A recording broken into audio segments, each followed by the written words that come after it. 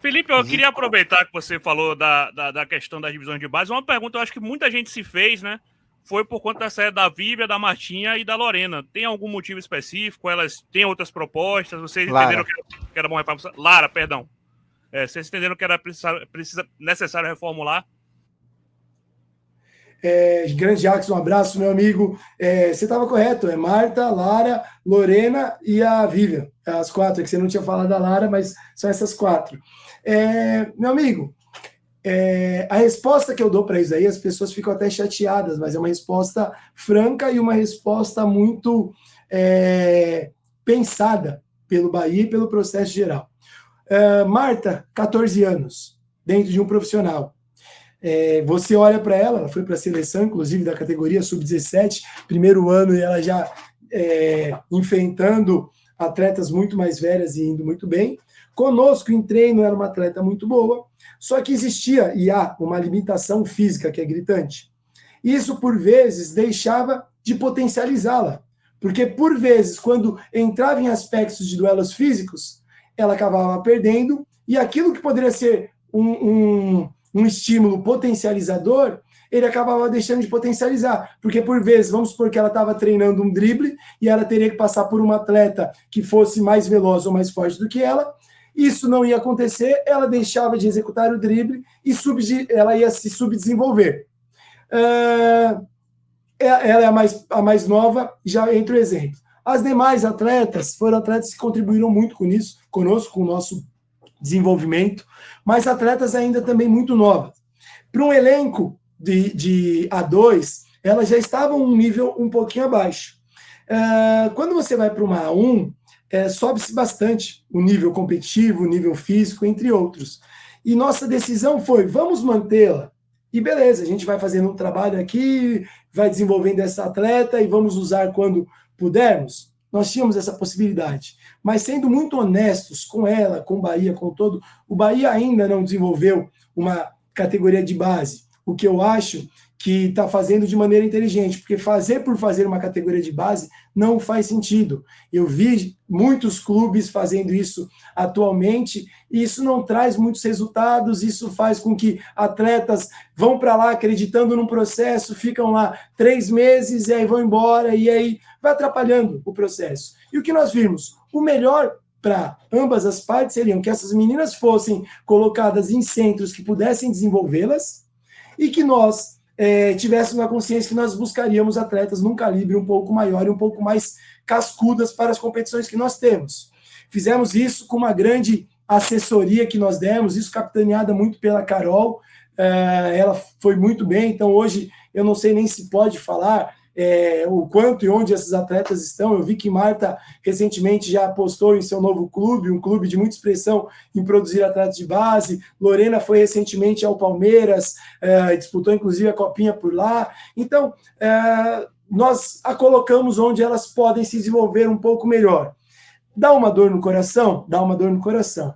No entanto, se você pensar que talvez elas ficassem aqui e fossem subdesenvolvidas e talvez não tivessem oportunidade para lá, então eu vejo que foi o melhor que nós pudemos fazer no momento. Felipe, eu vou continuar na questão da Ladies Cup. E a gente teve uma competição onde, em todos os momentos, em todas as resenhas que eu fiz aqui, falando da competição, eu disse, o grupo do Bahia não tem nenhum bicho papão.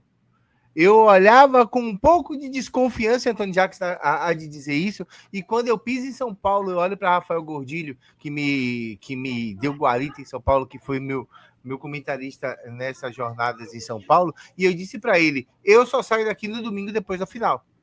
E eu tinha passagem comprada para segunda, terça-feira, eu sabia que ia para a final. É muito, muito mais pela certeza daquilo que não se vê e por conhecer a questão do trabalho, a conhecer a questão do jeito que joga.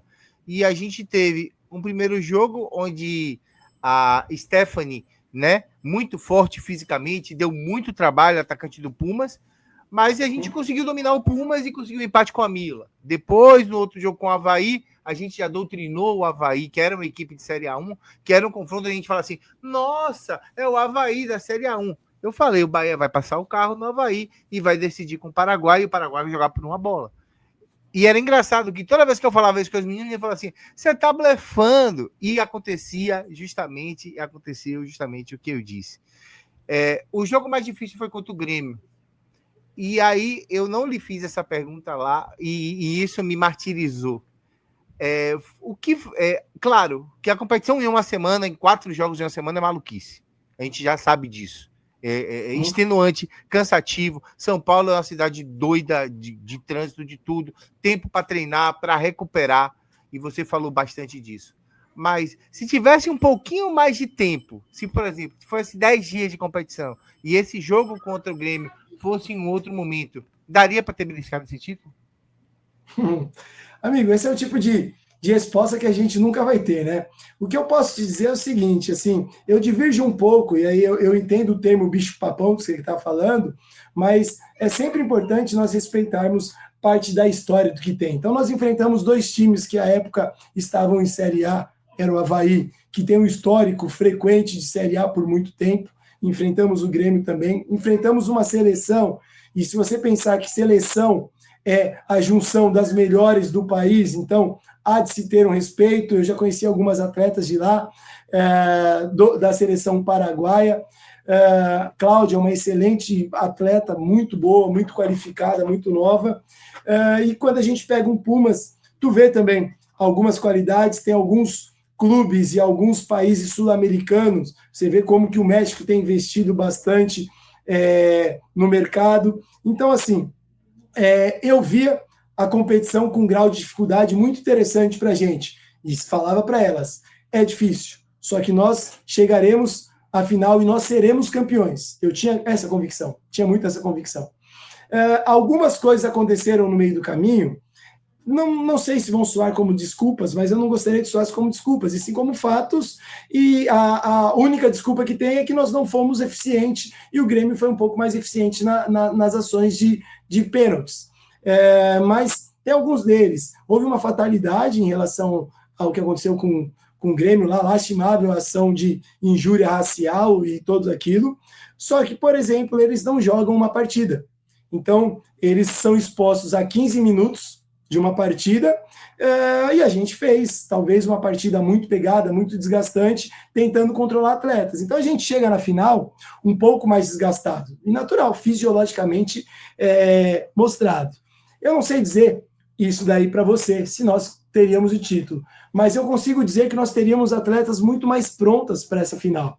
Então, uma das atletas nossas que é intensa, que roda alto, que é determinante, é a Danúzia, e você vê que eu preciso tirá-la, ela gera dúvida de entrar, entre outros, a Ariane também, tentei rodar o elenco. Então, resumindo, eu acredito que se a competição fosse melhor estruturada, nós tivéssemos melhores embates em todos os jogos, não só o Bahia, mas os demais. Eu tenho certeza que também as outras equipes teriam mais oportunidade de rodar atletas, descansar um pouco mais, mas certamente nós brigaríamos ainda com mais representatividade para trazer esse título, dar um gostinho amargo, mas dá um gosto de orgulho tão lindo, cara, que eu olho para aquela equipe e falo, estamos construindo uma coisa muito grande, e aquilo que o Bahia propôs, que era solidificar cada vez mais o nome, a gente coloca mais um degrau, um tijolinho aqui mostrando, opa, esse é o Bahia que nós estamos construindo.